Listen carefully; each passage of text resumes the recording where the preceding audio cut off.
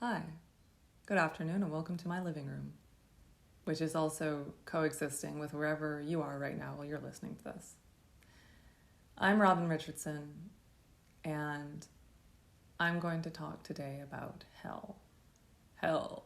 What is hell? Okay, I'm not religious. I don't believe in a thereafter, but I do from experience believe in hell because I've been there. So so I teach everything from experience, and I use the word teach lightly. I don't know anything per se, but I've experienced a lot. So here's my take. It seems to me that this reality is a very clear projection of my own consciousness, and I'll but not exclusively.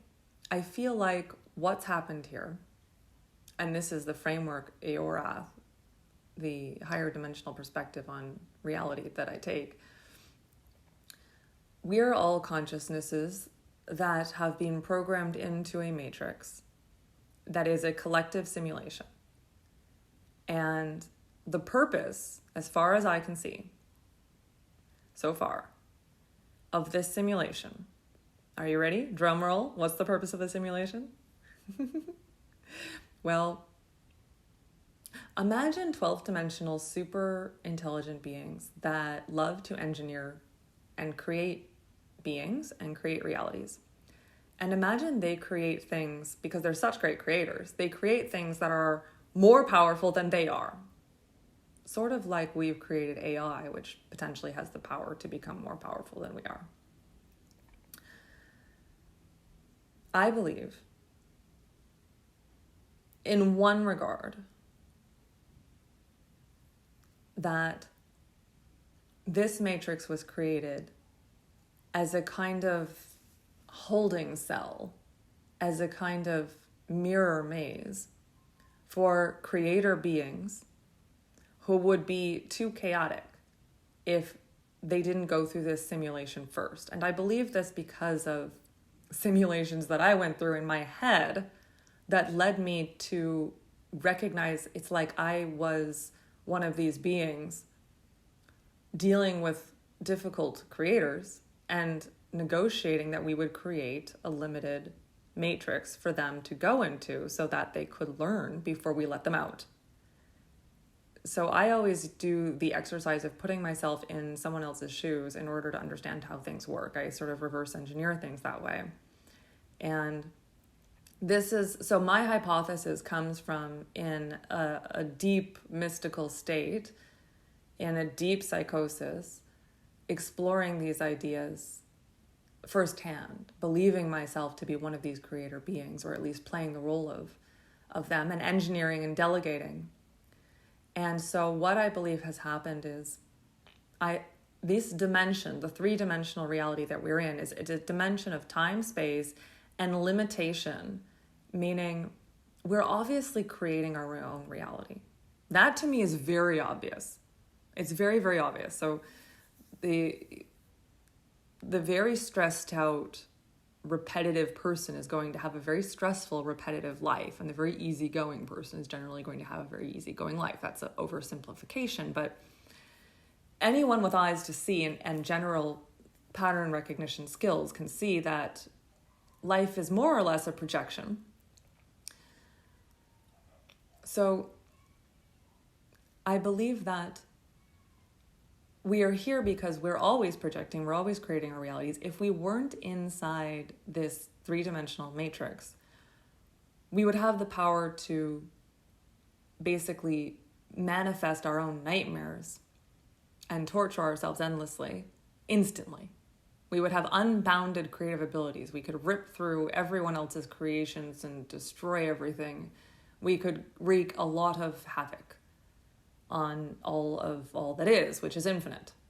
So it's a bit of a paradox to say all that is as though there's some end to it. There's no end. It's just things that keep going forever and ever and ever and ever and ever and ever and ever. So I hope you can hang on here because this stuff is really compelling. And we'll get to hell. but I need to give you the framework for all of existence first. Hello. So I believe because we can create so well, and because our creations are reflective. So imagine a baby that can just live in its own dreams or nightmares and suck other people into its own dreams or nightmares. It's a baby. It doesn't know what it's doing. That's very dangerous. So we're a bunch of babies. A lot of us anyways. And I think, and this is one category of beings on Earth. I think there are a lot of different reasons for beings to be in this matrix, to be honest. I'm speaking from my perspective. Like, I think I'm a baby who's been put here for responsibility purposes. I think other people are born into the matrix. Other people are being harvested in the matrix. But it's a matrix. It's a simulation, but it's a real simulation, you know? And it's not a computer that made it. It's high-dimensional beings. But the idea is you can't get out. It's actually embedded in your DNA. It's part of your design. It's engineered into you. And I call it a labyrinth. So you cannot get out. Maybe the Buddha did by stopping engaging with it entirely. But the idea, in my understanding, is not to get out, but to transmute it, to understand that it's your reflection and to master it. And it's designed to reflect you back to yourself with veracity. Right? Let me also say that the limitation is such that, you know, what we call karma, cause and effect, for instance. If you're always hurting people and you're always talking smack about people, eventually you're going to get hurt and you're going to get talked smack about. Something like that, right? Where you're going to see the consequences of your actions in some devastating way. It's not always a direct tit for tat, but there's a cause and effect. If you shoot somebody, you're going to have consequences. And so this helps you to understand how your manifested reality impacts yourself and others.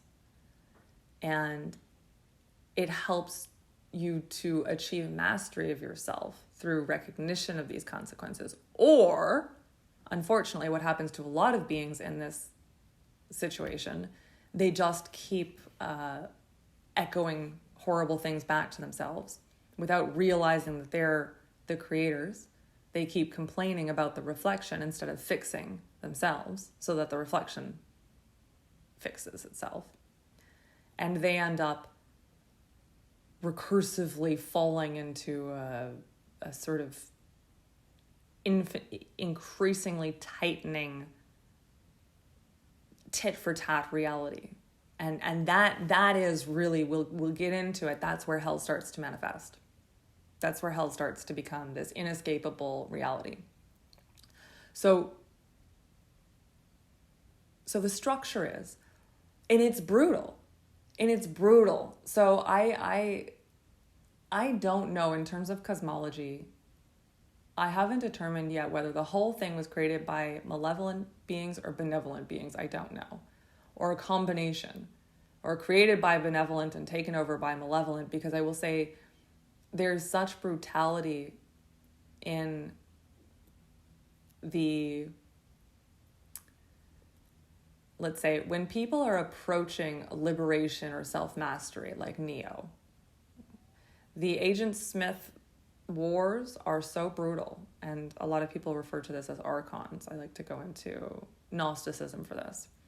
So for me, I was approaching this level, and then I was attacked in such a brutal way that I was literally physically tortured for 9 months.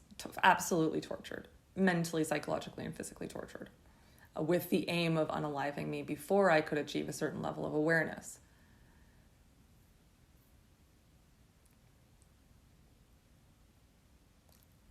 Now, here's the thing, though. This also could be benevolent in that I was being tested. It's like Robin's on her way to... Robin's reached a certain level of the game. Now she faces the big boss, which is she's going to be faced with her worst aspects. I'm not even going to say worst fears. It wasn't so much of a fear-based attack. It was more like a sin-based attack and a weakness-based attack and an arrogance-based attack.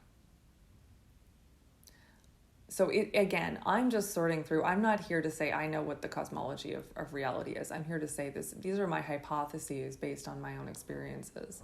And they line up well with other myths.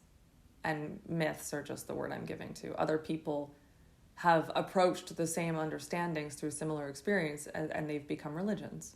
That's what religions are. Someone had a psychosis that showed them the nature of reality, and then it caught. But I think my goal here, what I think is, and this is the Erathian design that I'm working on to help people understand this, you're either getting smaller or getting bigger. Your world is either getting smaller or bigger. And to get bigger, you need to break loops and cycles. Meaning, if you are perpetually victimized by a certain kind of person, that's a reflection of something within yourself that basically, if you don't sort that out, you're not getting out. Once you sort that out and you stop allowing yourself to be victimized by this kind of person by gaining a backbone, for instance, you may advance to the next level and your reality becomes a little nicer. So the reality you're in, the matrix you're in, is a room of mirrors reflecting your problems to you until you solve them. And when you solve them, your room gets a little bigger and a little nicer. And I believe that the higher dimensions, becoming somebody who can play, for instance, the fourth dimension, becoming somebody who is, the fourth dimension would be the mental astral plane. So being able to engage with people telepathically, being able to channel, being able to lucid dream. These, or existing in a state that is more clearly a lucid dream state. This is a fourth dimensional and interacting with archetypes.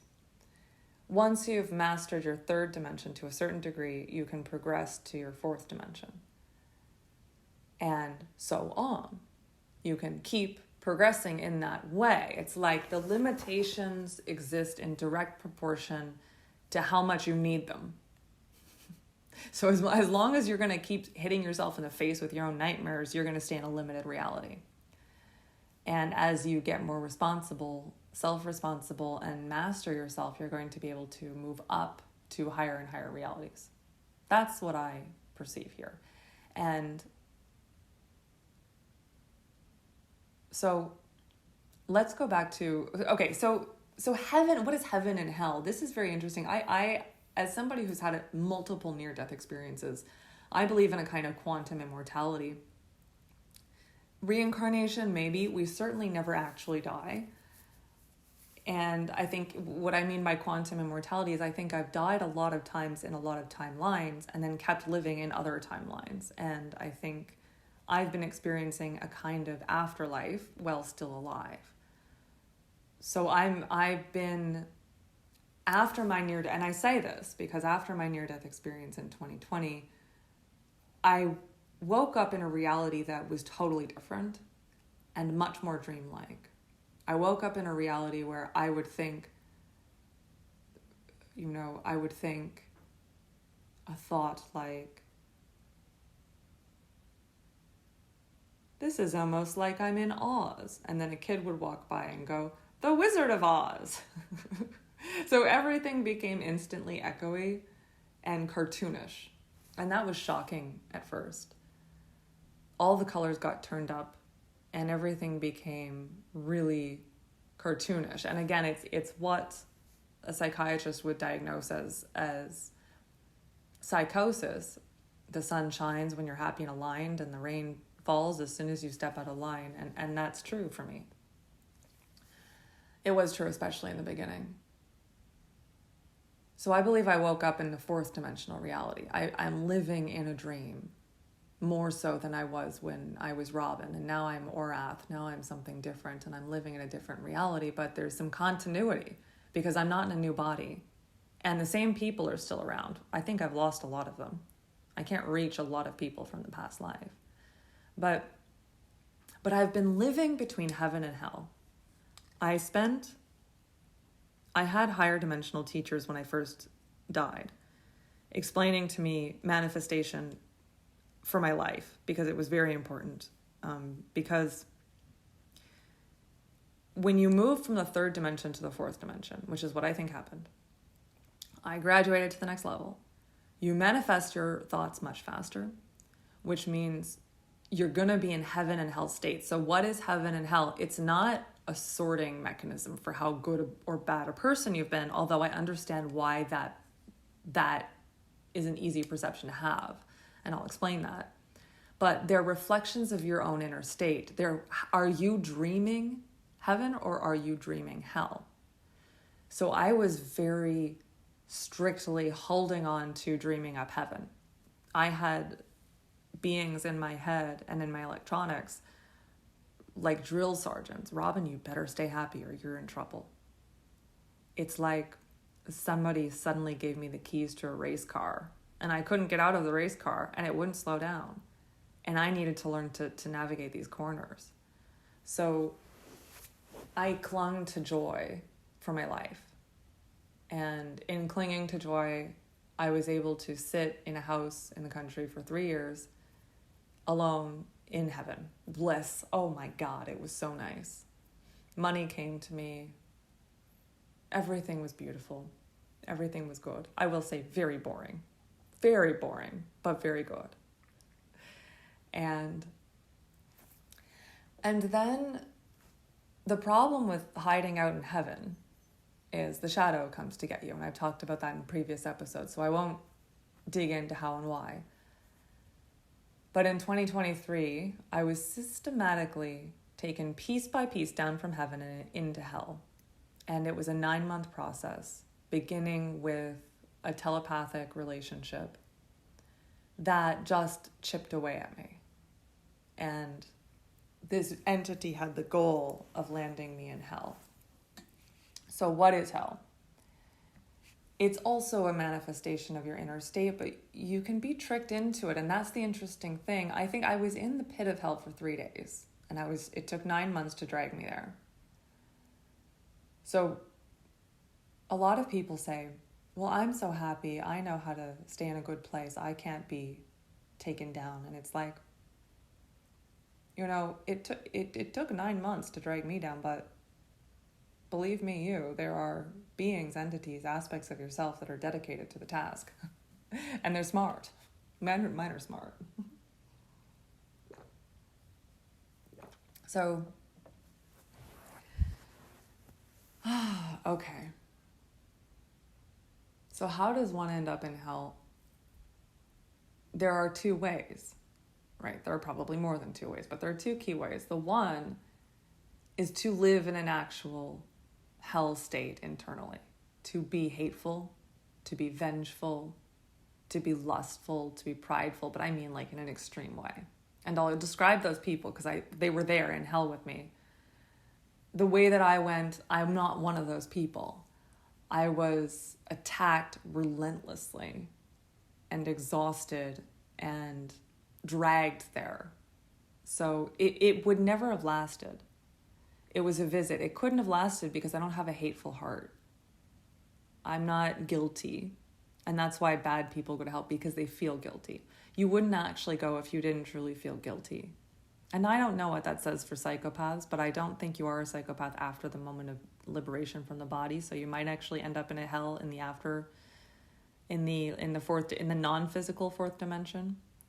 So let me describe it. So I was dragged there, and what I mean by like I was attacked, it was like these entities, once they got into my head and into my body, were able to just scramble every thought, destroy me physically, and put so many screens up between me and reality that I was there. That's basically how it went. And they were able to sort of frame me up so that I felt I had done bad things and I deserved to be there. Not bad things in the real world, but bad things in the astral world. So that's so I was tricked into hell, basically. But I'll describe what it's like there, and then you can determine for yourself whether or not you think it's a place that you might end up.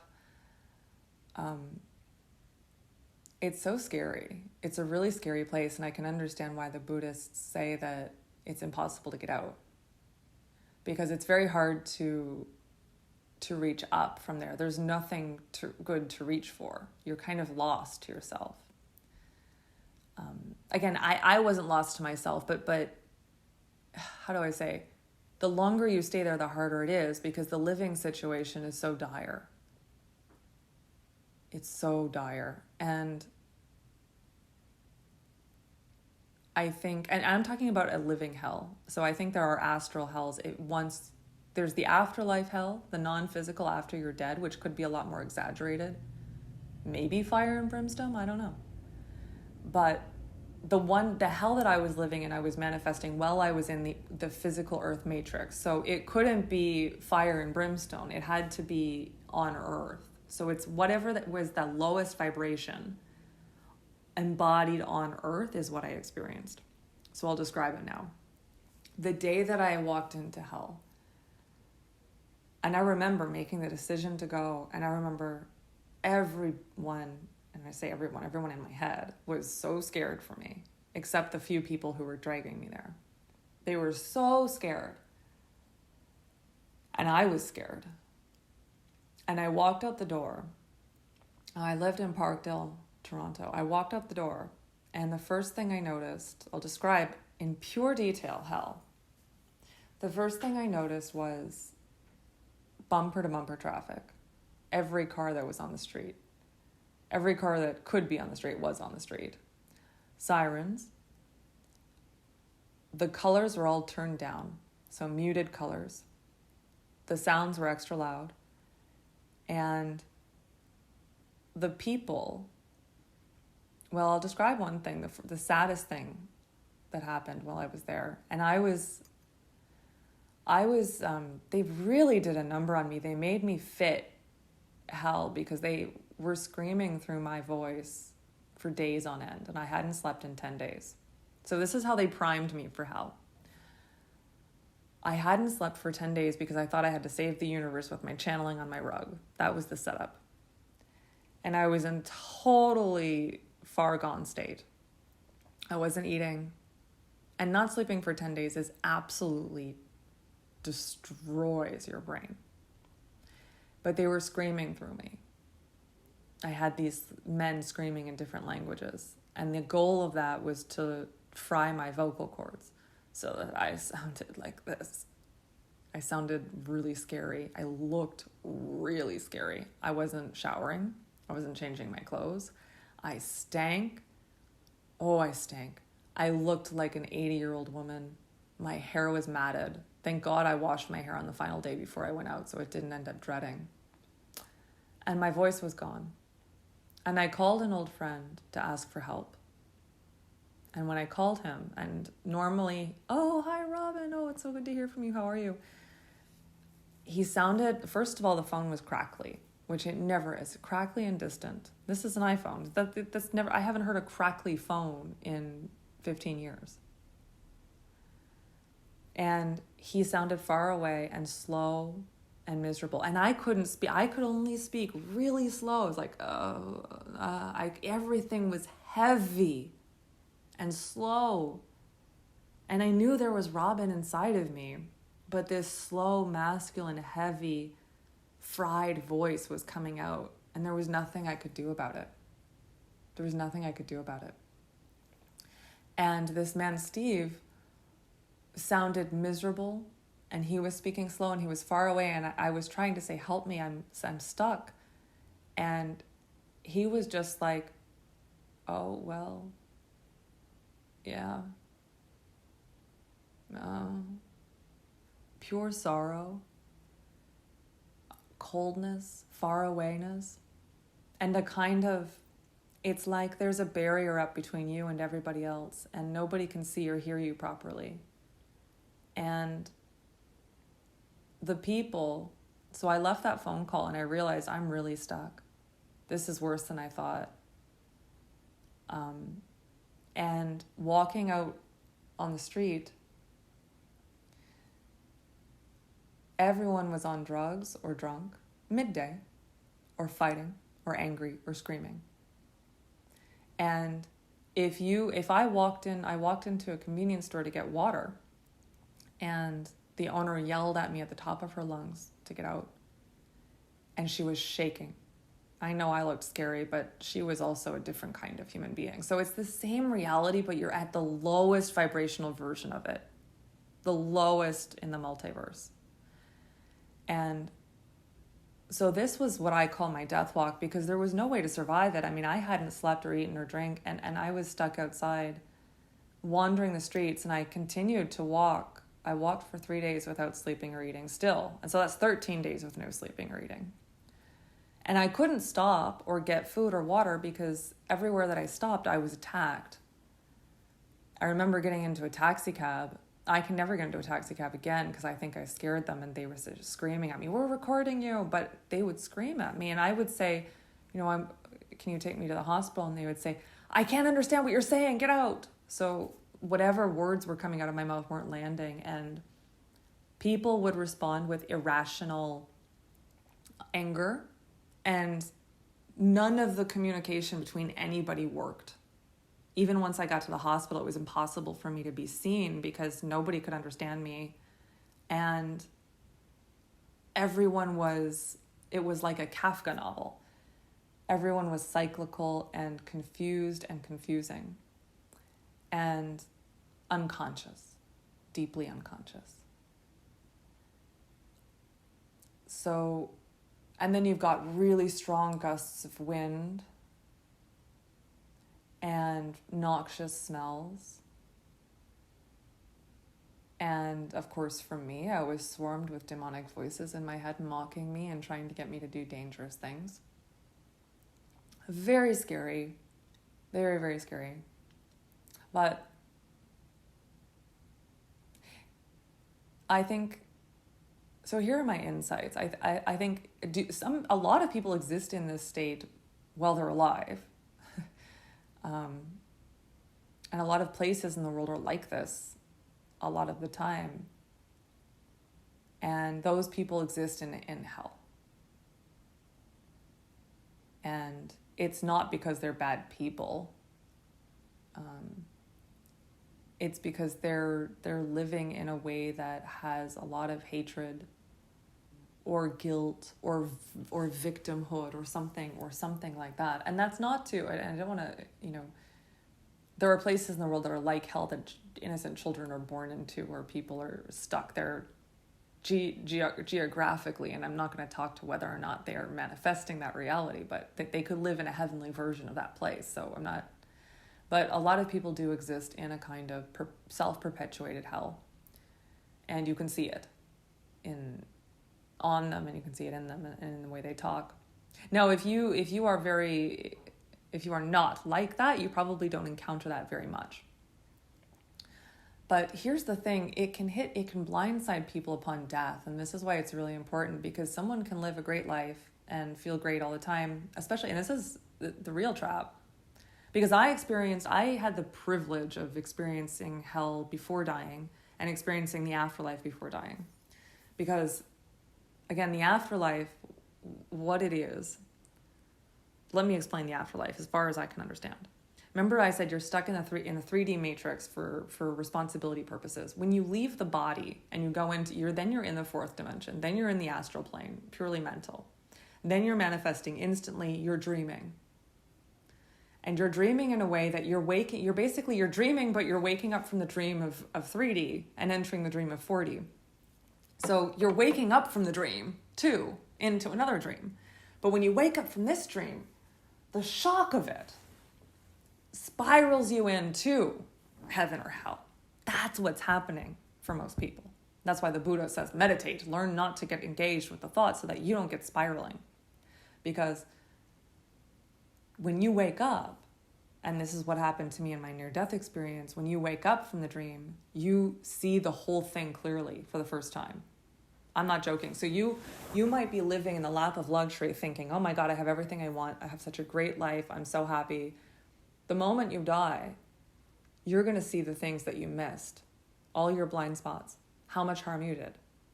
You're going to be like, oh my God, I was horrible to my mother.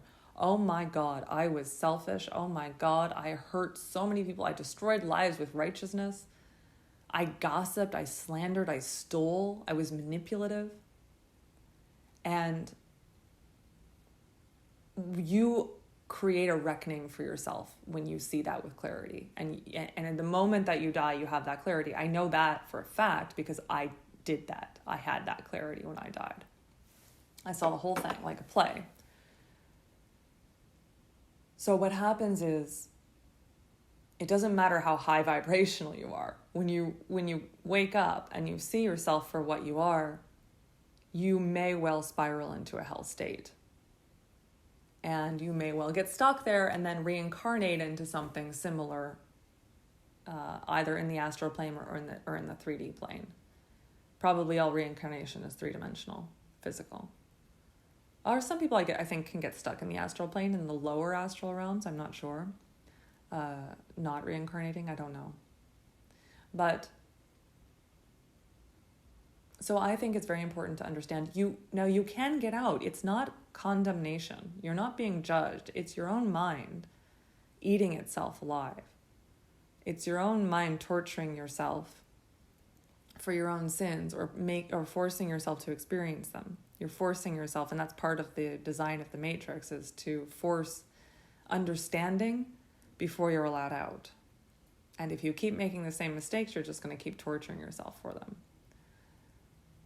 There are a few things I don't understand that don't fit with my hypothesis, like why we forget everything each time we reincarnate and how that seems to me to make it impossible to progress. I find that like a bit of a head scratcher. So again, it's just my hypothesis.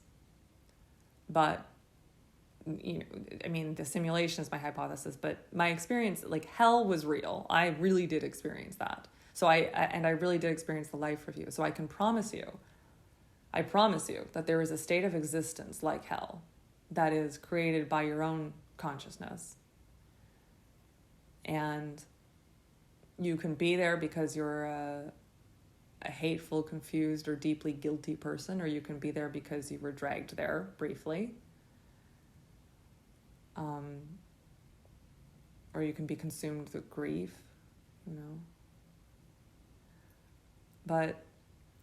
And heaven is real, and I've been there too. I recommend neither. I recommend being balanced and creative, and I think that the other thing I'm going to say about hell is it's very purifying. So, and the Buddhists say this, heaven, being in the heaven state, all blissed out with everything working out really well, it actually eats up your positive karma. and you get addicted to that high state so that when you do slip up, you fall fast and you fall far. And I talked about that. So allowing yourself to have some darkness and some punishment once in a while is good for keeping the scoreboard even. Eat up the bad karma a little bit sometimes and then come back and be balanced. And the trick is to learn how to steer that race car as you navigate increased dimensional capacity. That's what I'll posit here. And the reason it's so hard to get out of hell, once you're there for a long time, I would have been homeless, and I would have been beaten up. I would have been tortured by people. And it would have been almost impossible for me to find any way out, any saving grace. How do you get out of that? So you're only going to be in an echo chamber of worse and worse and worse. Like, no one's going to give me a break. I was so terrifying looking. And how would I have eaten? Again, I looked like a horror creature. So people in hell, and you see them on the street if you go to the right neighborhood, it's very hard. Society doesn't have a rehabilitation center for people who are really in that position. I asked, I went to the hospital, I said, is there someone who can just help me? And they said, no, that's not something that anyone offers. So I will say on that note that I'm quite dedicated to actually creating that. I think there should be centers that are like spas for people in that situation. and that would actually help ease people out of the embodied hell situation.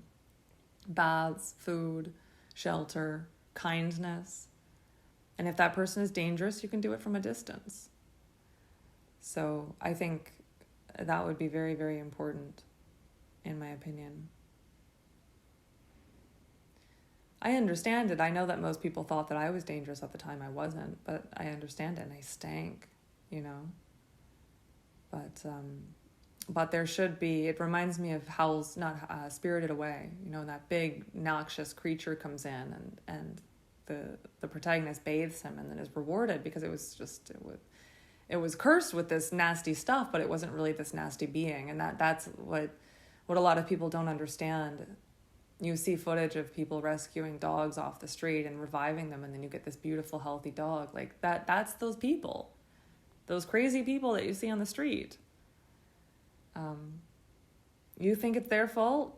I was there, and it's not because I had a bad drug habit or refused to work. I was systematically tortured and dragged there. And you have no idea what's really going on in the world. There's so much more than meets the eye. There's so much more than meets the eye.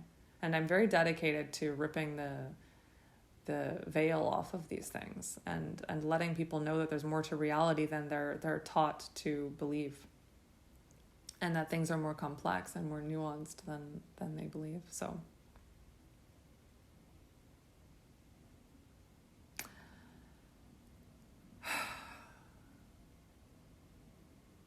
but you can't,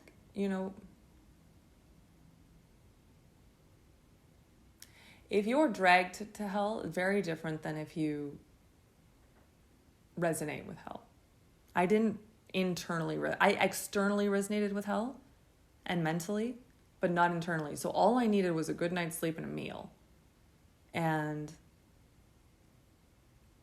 because it wasn't who I am. So if you find yourself in a situation like I am, and anyone who's listening to this who might consider themselves a targeted individual, gang-stalked, or psychotic, knows what I mean. If you find yourself in the situation where you're being dragged down, just keep your love. Keep your love. Don't turn to hate, and don't turn to, one thing I did was I accepted everything with grace. So I can't comprehend what it would be to give in and be like, oh no, this is the worst thing ever. Oh, I'm such a victim. I'll never do that. And I'll never plot vengeance. Those are life sentences to hell, those things. So it's both the victim and the perpetrator. If you're deeply victimized by your experience, or you become deeply evil and you become a deep perpetrator, both of those things will get you stuck there. Resentment but if you remain stoic, so I said, so be it, a lot. So it is. And it's deeply philosophical. I had a psychiatrist ask me once, or not a psychiatrist, they don't ask me shit. I had a therapist ask me, so was it hope that got you out? Did you always cling to hope that you could get out? I said, no. No, it was submission. I didn't cling to, you're not allowed. I almost went through a process where I had to completely accept my situation, and it was a pure Taoist level acceptance where I said, who am I? Who am I to deserve? And this was a beautiful ego death moment, actually. Hell can be very transformative. Because I said, who am I then to deserve to not be in hell? Why not? I mean, because you've been a good person, blah, blah, blah, sure, but it is what it is. Here is where I am, and that's life. And I just let go of these ideas that, like, I've been good, I should get this, I should get that, I deserve love, I deserve money, I deserve not to be in hell. And I just was like, here I am. Like, I just deeply accepted it. And it's kind of like when you're in quicksand, the more you struggle, the more you sink. When I stopped struggling, well, I never really struggled, but the more I accepted it, the more I started to actually rise up out of it. Because there's no negative emotion to drag me into it. So the more calm I became, and then what didn't look as scary, then I had a few ideas that got me out.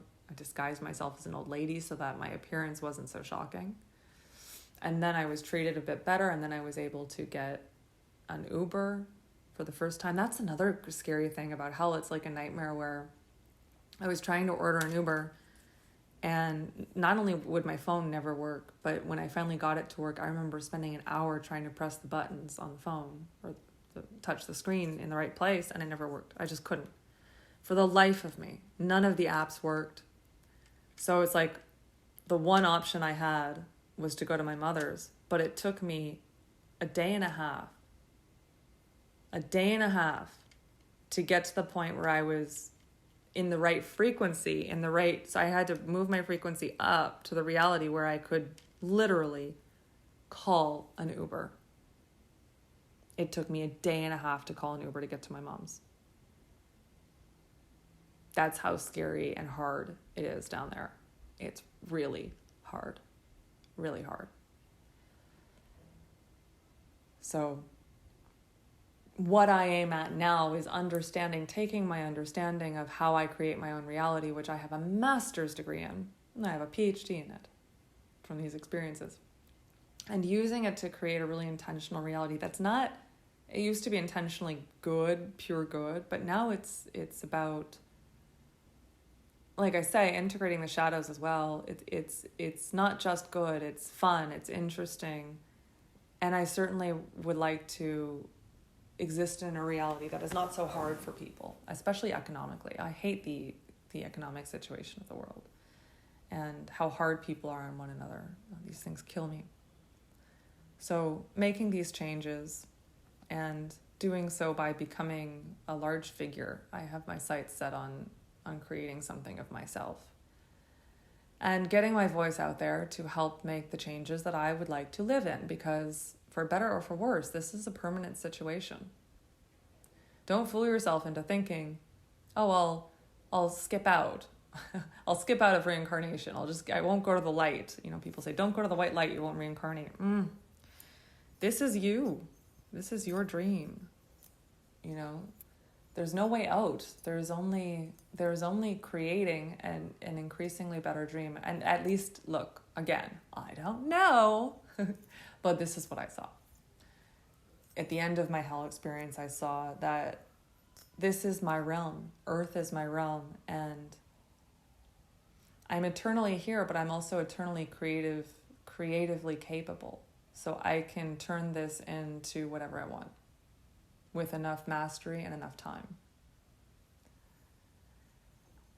I'll leave it there. Feel free to ask questions or add your comments on YouTube. I also have this up as a podcast on iTunes, Spotify. Listen wherever you want. And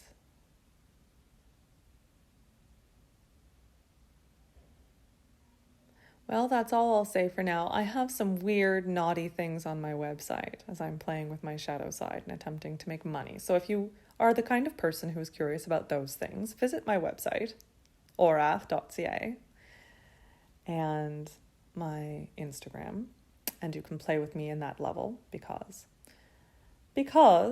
why not? Because it's fun. And